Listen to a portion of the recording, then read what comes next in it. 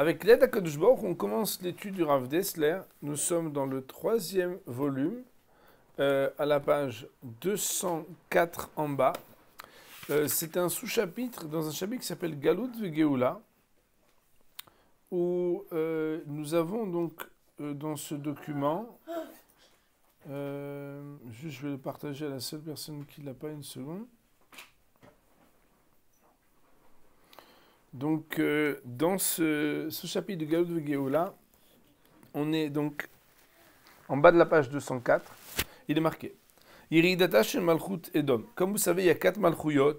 Et d'ailleurs, nos Chachamim nous disent Tohu Vohu Chosher V'Tehom sont une allusion, telle que le Maharal d'ailleurs l'explique au début de son Sefer Ner Mitzvah, aux 4 Galuyot. Et Chachamim nous disent Tehom, c'est-à-dire l'abîme, elle la quête, elle n'a pas de fin. Comme vous savez, quand on jette quelque chose dans une abîme, on entend le bruit du vide. On n'entend pas le bruit jusqu'où ça va, puisqu'il n'y a pas de limite à l'abîme, n'est-ce pas? C'est la raison pour laquelle le maïs, c'est Tehom, c'est la dernière galoute. Et nos Chachamim nous disent la dernière galoute, en la ketz. Elle n'a pas de fin. Ça veut dire qu'on ne sait pas quand est-ce qu'elle se terminera. Mais il y a quand même des simanim, nous dit nos Chachamim. Yeridata shel Malchut Edom. La chute, la descente de la galoute qui s'appelle Edom. Edom, c'est l'Occident. On va voir comment le Rav en parle. C'est absolument extraordinaire. Sofa shel Malchut HaRevi'it ena doma lesofan shel kol Malchuyot ha'acherot. La fin de la 4e royauté n'est pas ressemblant à la fin des autres Malchuyot. C'est quoi la différence? C'est comme ça, c'est marqué dans Midrash Rabash, Mini Parasha Yud Gimel. Ve'et Chazir ze Edom. Le Chazir, ça veut dire le cochon. Ze Edom, c'est Edom, c'est la dernière galoute. Si c'est possible de fermer la porte, s'il vous plaît. Le Chazir ve'u gara loigar. Et lui, il ne rumine pas. Le Chazir, c'est Edom, et il ne rumine pas. Nous dit le Midrash, ça veut dire quoi il ne rumine pas? She'ena goreret malchut acharea. Elle ne traîne pas derrière elle une autre royauté. Autrement dit, le mot igar, garo, loigar, qui veut dire normalement le champ lexical de ruminer, il est utilisé ici dans le Midrash comme étant la racine du mot gorer, qui veut dire amener derrière elle quelqu'un d'autre. D'ailleurs, dans le langage parlé en Israël, le auto-gorer, c'est le camion qui dépanne et qui prend, qui remorque une voiture ou un autre véhicule.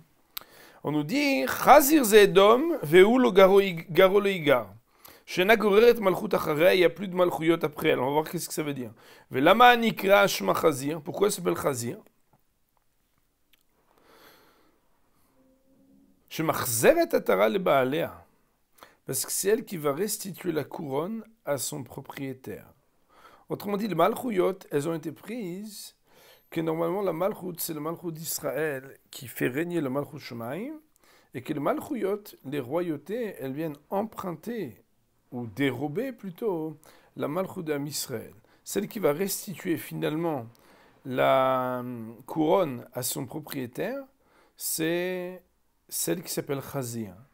On voit ici donc que le Medrash veut dire Chazir mileshon lea Chazir. Chazir de vouloir dire restituer. Ada Odirtiv, c'est ce qui est marqué dans Ovadia. Ve'alu mushim be'artzion ishpot et aresa va'ita l'Hashem ha'melucha.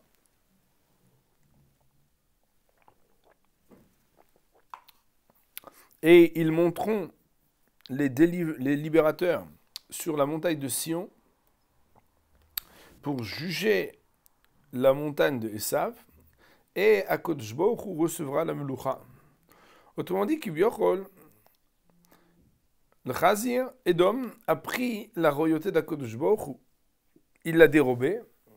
Et on voit ici dans le Midrash qu'il y a deux nékoudotes, 2 points. Premièrement, le fait que quand ça s'appelle Khazir, Khazir il a une caractéristique, c'est qu'il ne rumine pas. On dit rumine pas, ça veut dire quoi rumine pas, hein? Ça veut dire qu'il ne ramène pas derrière lui autre chose. C'est qu'après cette royauté-là, il n'y en a plus. Deuxièmement, c'est que Khazir, c'est celui qui est Marzir. C'est qu'après lui, c'est de la Malchus Shomaim et il n'y a plus rien d'autre. On va voir qu'est-ce que ça veut dire, Moraï Rabotai. C'est un Midrash. Pas évident d'étudier un Midrash et d'essayer de comprendre ce que ça veut dire. Le Rav Dessler va donner une lecture de ce Midrash pour expliquer ce qu'il veut comprendre lui. Malchut Edom ena goreret acharea malchut acheret. La royauté de Edom, nous dit le Midrash, puisqu'il le cite entre guillemets, ne traîne pas derrière elle un autre royaume. Ça veut dire quoi? Mais akhar vekoar shlitata ouad le sof anagata olamazé, puisque behemet, la force de sa souveraineté dure jusqu'à la fin de ce qui s'appelle Olamazé. Ad Yemot HaMashiach, jusqu'à Yemot HaMashiach. Autrement dit, on va voir Edom jusqu'à la fin de Olamazé, après ce qu'on appelle Olamaba ou Yemot HaMashiach, comme le Rav l'a expliqué un peu plus haut. On n'a pas vu cette partie ensemble. Machzeret Atara le Baalea Kelomar. Et quand on dit qu'elle va restituer la couronne à son propriétaire, Kelomar, Malchut Mashiach Tsomachat ou Midgala mitor Malchut Edom. C'est-à-dire que la royauté du Mashiach va naître et va se révéler du sein de ce qui s'appelle Malchut Edom. Que quoi? Shalideh Churbana she Malchut Edom, Ola ou Midgala Malchut Shemaim. C'est que par la chute et la destruction de la royauté de Edom, va monter et se révéler la Malchut Shemaim. Vaïta l'Shem Amelucha, et c'est ça que ça veut dire, Vaïta l'Shem Amelucha, que Jvochu, qui viochol, va être révélé et reconnu sa royauté et sa souveraineté. Il nous dit le Rav, Churbana shel Edom yavora k'alideh Churban oilomazé. Et là, vous allez voir qu'il y a quelque chose qui, à mon sens, s'adresse vraiment à chacun d'entre nous dans la vie extrêmement matérialiste dans laquelle nous sommes un peu tous installés. Churbana shel Edom yavo, la destruction de Edom viendra que à l'idée Churban oilomazé, la destruction de ce monde-ci. Kasher mevi HaKadosh Baruch Hu et haolam le matzav, lorsqu'HaKadosh Baruch Hu il amènera le monde à une situation sheyesodot chaye haolam hazeh yitmotetu, que les fondements de la vie du olam hazeh seront ébranlés. Ça veut dire quoi? Ashalva tita'arer, la sérénité sera bouleversée. Haya prat yafechu lechaye de'aga pachad v'isurin, que la vie privative de chacun se transformera en une vie d'angoisse, de peur et d'épreuve. Ve'kol ha'olam kulo ya'amod tachat eimat erez ve'chorban, et que le monde entier se tiendra sous la menace d'une destruction et d'un anéantissement. Az idgalelen kol, alors se révélera aux yeux de tous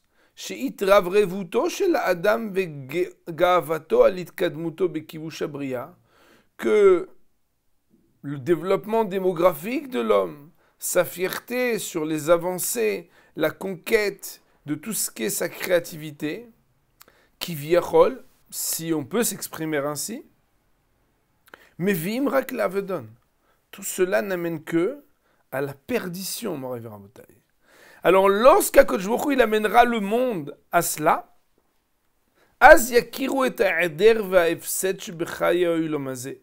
alors ils distingueront et ils reconnaîtront le néant et le vide, le manque qui est la condition de ce monde-ci, lorsque ce monde-ci est totalement vidé de contenu spirituel. Amovilim rak leklaya ve'evadon. Et cela nous amène que à l'anéantissement et à la perdition. Autrement dit, lorsque nous arrivons à un niveau de remise en question de l'établissement de ce monde-ci, où Behemet, tout ce qui est établi, tous les sodot, nous dit le Rav, est quelque chose qui n'est pas si fondé que ça. Et que sans qu'il y ait un sens spirituel au Olam Hazeh, on sent que le Olam Hazé n'a plus aucune valeur et il n'amène que à la perdition. Là où il y a l'angoisse, la peur, la crainte, la menace que tout soit démoli, alors là, que chez Ityaesh Adam il asig retzonotav et ta'avotav, lorsque l'homme désespérera que d'obtenir et d'assouvir ses volontés et ses désirs, alors, Yidgalé Orosh el Mashiach, se révélera la lumière du Mashiach. Et c'est là qu'il est dit, Ve'alu Moshim be'artzion lishpot et Esav, ils monteront les libérateurs sur la montagne de Sion, lishpot et Esav. Ve'tera'e yiridata ve'hurbana shel malchut Edom le'en kol. Et alors apparaîtra la descente et la destruction du royaume de Édom, le'en kol, aux yeux de tous. Autrement dit, Moray Rabotai, l'Occident, avec tout ce qu'il brille de ses découvertes, de son établissement, de sa réussite, cette fierté du développement matériel, normalement doit amener à ce que il y a tout. Et pourtant, eh bien, c'est justement là où on découvre la chute de l'Occident, la chute de la matérialité, la chute de cet établissement que va se révéler être le Mashiach qui se révèle. Et nous disent nos Hachamim, car orunu Hazal, c'est ainsi que nos Hachamim nous disent dans le traité de Sanhedrin, Mashiach yativ apitha deromi. Écoutez bien le pshat du Rav Dessler, au nom du Maharal. Le Mashiach est assis à la porte de Rome. Ça veut dire quoi, il est assis à la porte de Rome? Bizarre. Il dit le Rav au nom du Maharal, Béchar Haïr, à la porte de la ville. C'est quoi? C'est quoi la porte de la ville? C'est le bout de la ville, l'extrémité, Besof Haïr. Maharal, Benetzar Israël, Perikafret, Aïn Sham. Regardez le Maharal pour comprendre cette lecture qu'il fait. C'est quoi? Écoutez bien, mon Rav Rabotai. Apitra de Romi, dit le Rav, Shemekom Idgaluto Shel Mashiach où est-ce qu'est le lieu de révélation? Où est-ce qu'est le moyen de révélation du Mashiach? Bemakom E'ader Shel Edom Besofa. C'est là où on est au bout de Edom. À la porte de sortie, littéralement, de Edom. Besofa, à sa fin. Kira Kaliede Asagad Bitul Ve'afsuta Olamazeh. Car c'est uniquement quand on arrive à accéder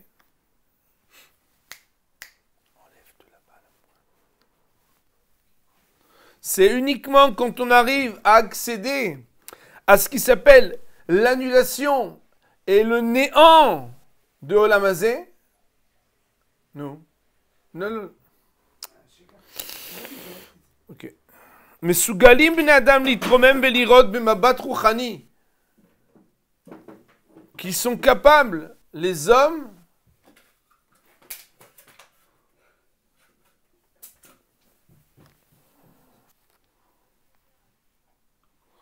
excusez-moi, mon rêve Rabotai, c'est uniquement lorsque on arrive à saisir le bitoul, l'annulation, absout, le caractère néant du Olam Hazé, que Mesugalim bnei Adam litromem, que les hommes sont capables de s'élever, velirot b'mabat ruchani, et de regarder avec un regard qui est spirituel, vetitbatel malchut Edom, et alors va s'annuler totalement malchut Edom,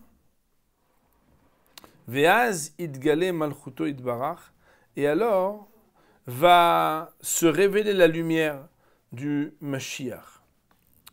Il dit le Rav, et après Bastien, on en discutera un petit peu, Zé biur mashev enulel.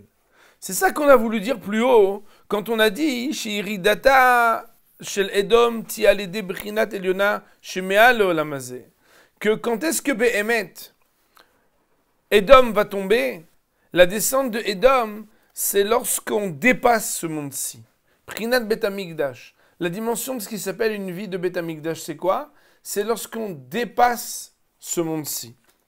On vit dans une vie qui s'appelle Bet Amikdash. Sheu Mabat Aruchani. C'est quoi vivre dans un monde qui s'appelle Bet Amikdash? C'est vivre dans un monde qui s'appelle le regard spirituel des choses. Asher Adam Yuchalit Alot Elav, un regard auquel l'homme peut s'élever, uniquement quand Akadosh Baruch Hu, Moraï Veravotai, il a bouleversé, il a remis en question toute la matérialité de ce monde-ci. Et que tout le monde va se rendre compte que, écoutez bien Rabotai, tout ce monde-ci, FS, c'est rien du tout. Ce monde-ci, en tant que monde, s'il n'est que matériel, il est néant. Zéo bioram omram zal. Et c'est d'ailleurs le pshat, comment il dit Rav Dessler, l'explication de ce qui a marqué chez Tisha B'Av, Nolad HaMashiach, que c'est à Tisha B'Av que le Mashiach, il est né.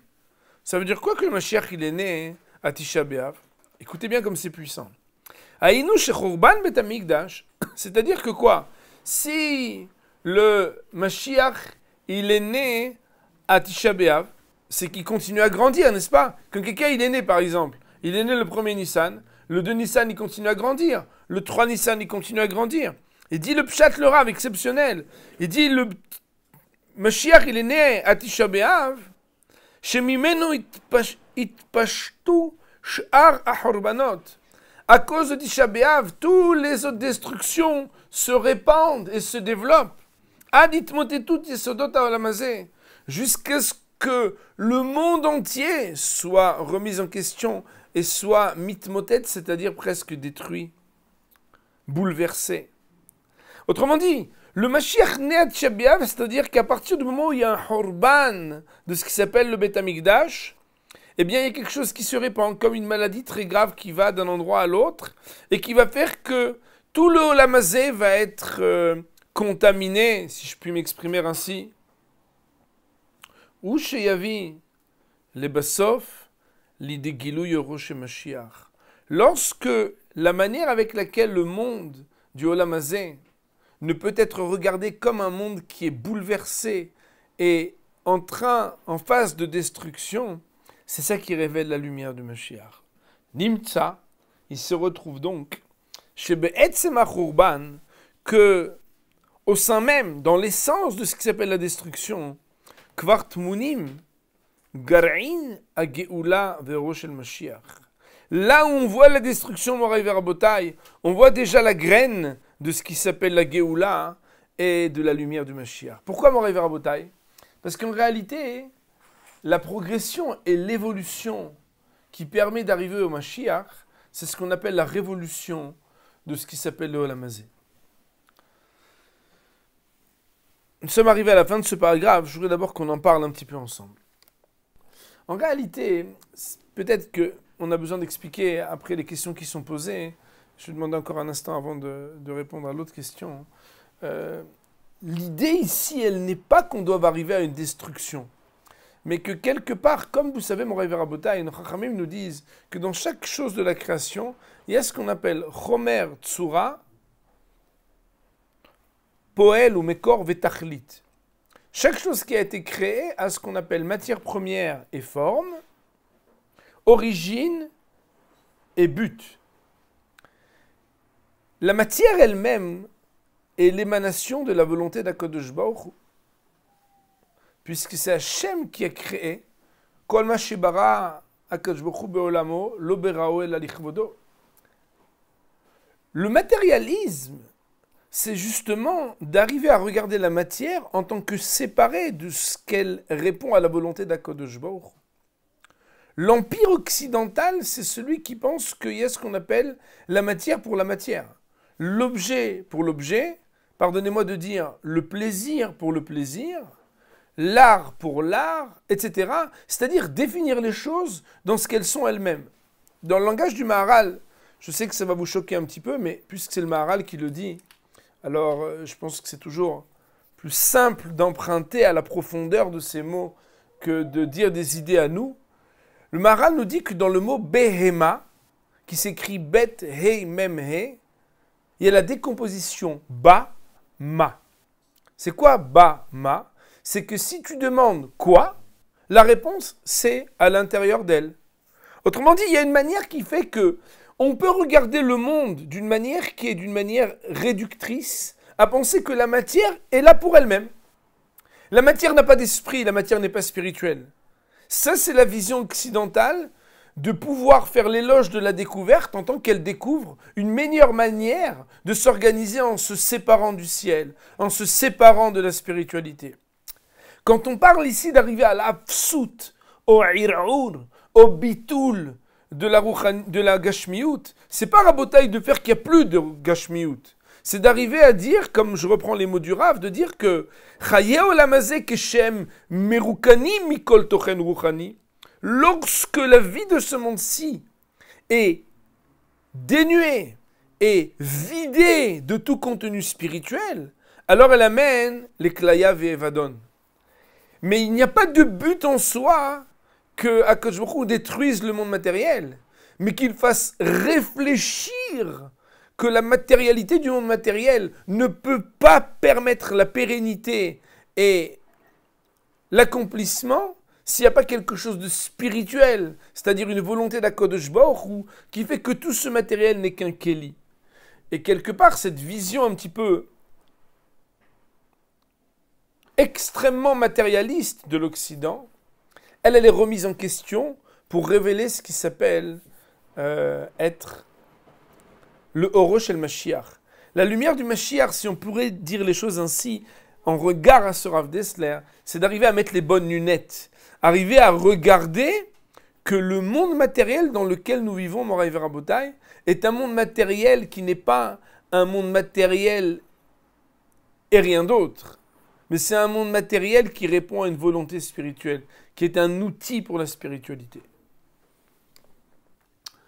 La question de notre ami à propos du fait que, particulièrement la galoute Edom, a quelque chose qui nécessite forcément des choses graves pour amener au dénouement, me semble être lié avec les raisons de cette dernière galoute. La Gemara, dans Masechet Yoma Daf Tet Amud Bet, nous dit que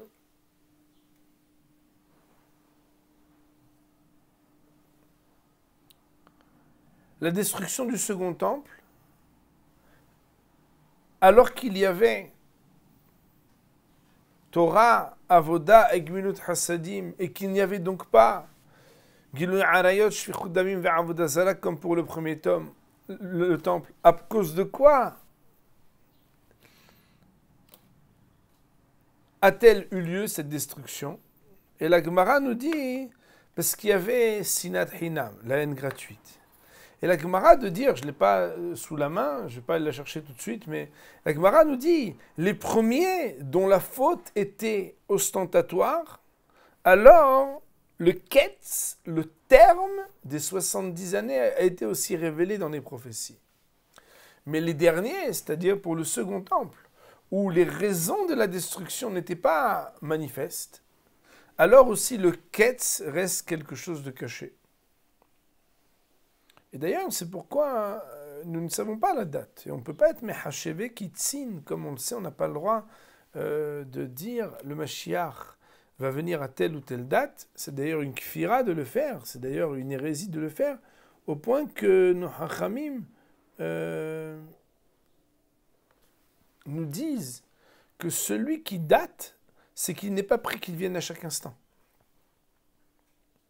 Il me semble que dans ce texte, il y a quelque chose de très intéressant, qui peut-être peut vous faire réfléchir sur la situation de chacun aujourd'hui. C'est que la faute qui est cachée, c'est la faute qui est intérieure. C'est le rapport le plus profond que j'ai en moi-même à la Torah, au mitzvot et à l'autre. Et il semble évident que pour être remis en question à l'intérieur de moi-même, je ne peux être remis en question à l'intérieur de moi-même que lorsque je me retrouve confronté à moi-même.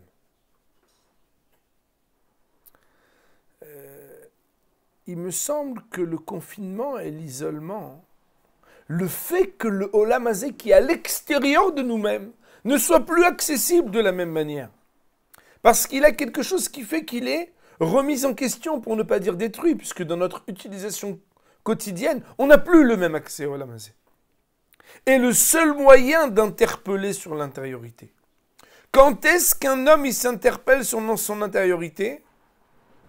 Quand il est dans son lit et que personne ne le voit et qu'il n'y a rien d'autre à ce moment-là que de penser à lui-même, ou bien quand il est réveillé et que le monde autour de lui est détruit. Détruit, c'est-à-dire remis en cause au point que l'utilisation habituelle du matériel n'est plus proposée de la même manière. Si Béhémet, la faute pour laquelle il y a une destruction est une faute matérielle, est une faute qu'on peut décrire et définir, alors on peut laisser l'homme progresser dans un monde matériel. Il va falloir que s'il ne faisait pas de hesed, qu'on lui donne des occasions de faire du hesed. Mais si la problématique est une problématique très profonde à l'intérieur, le seul moyen d'interpeller quelqu'un sur son intériorité, c'est de faire que le monde extérieur, il soit quelque part détruit de ses possibilités d'être utilisé. Il y a un des élèves qui m'a écrit un message pendant que tu posais ta question, qu'on doit se rappeler aussi, c'est vrai, c'est une très bonne remarque, que sur le verset qui dit « Vahamushim, alu bnei Israël meret Misraim », et même si le sens littéral du mot « Hamushim » veut dire « armée », Hamushim, le Midrash Tanchuma et d'autres Midrashim d'expliquer, c'était un 5e, c'était un 50e, pour certains un 500e, pour d'autres un 5 000e des Bnei Israël qui ont pu être délivrés de l'Égypte. Il existe ce qu'on appelle le tserouf. Tserouf, c'est l'épuration.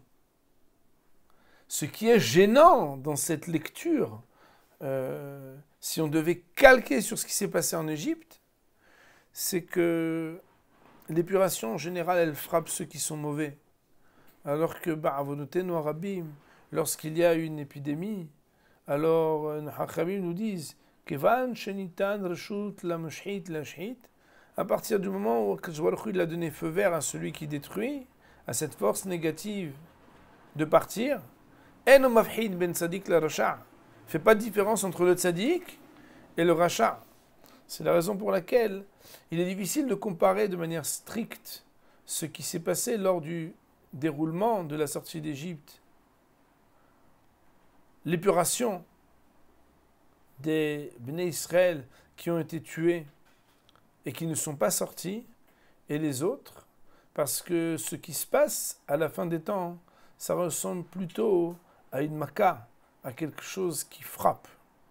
Mais si nous devions en tout cas prendre la leçon de ce Rav Dessler, c'est d'arriver à comprendre, Moraï Verabotai, que là où le matériel n'a plus de sens en tant que matériel, il vient révéler le Oro du Mashiach, la lumière de ce que sans spiritualité, le monde matériel n'a aucune valeur. Et le Rav nous dit, c'est ça la chute de l'Occident. L'Occident vient parler de la matière comme étant un peu comme une tour de Babel, une capacité de monter, sans avoir besoin d'esprit, sans avoir besoin de transcendance, sans avoir besoin Kivyachol d'Akadosh Baruch Hu, Chas v'Shalom, de dire les choses ainsi. Akadosh Baruch Hu fait tomber cette tour et fait comprendre que, voilà, vous avez tellement de tout et vous ne pouvez rien faire, parce qu'à part la volonté d'Akadosh Baruch Hu, parce qu'à part voir que le matériel est un outil proposé pour porter la lumière de la spiritualité et accomplir la volonté d'Akadosh Baruch Hu, il n'y a aucun but dans la matière. Et c'est ça le dénouement de ce qui s'appelle la Biat HaGoel, qu'on espère bientôt, Bimera B'Yameinu. Amen.